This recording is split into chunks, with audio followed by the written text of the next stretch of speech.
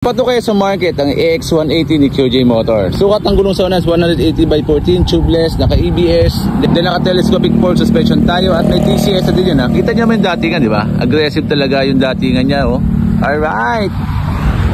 Then may winglet tayo dito, lahat ng ilaw niya LED. Ang sukat ng gulong sa likod is 120/70/14, tubeless din yan. Then naka dual shock suspension tayo at yung braking system natin is naka disc brake na din. Tayo po ay may saksakan dito, may types and USB port dyan, oh. Then naka keyless na rin tayo, fuel and seat nandyan din. Alright, fuel and then seat. Tingnan natin yung seat natin. Napakalalim ng kanyang under seat compartment. Then yung kanya pong digital display. Then yun po natin yung kanyang ignition. Yan, doon yung kanyang ignition.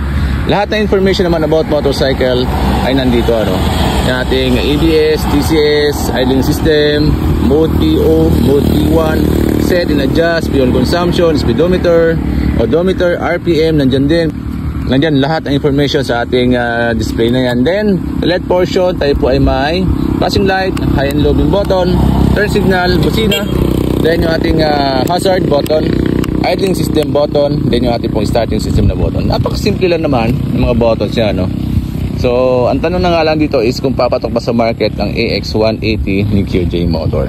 So, lalagay po yung contact ng business design na dyan at kung may katanungan po kayo. At the same time, yung presyo itong AX180.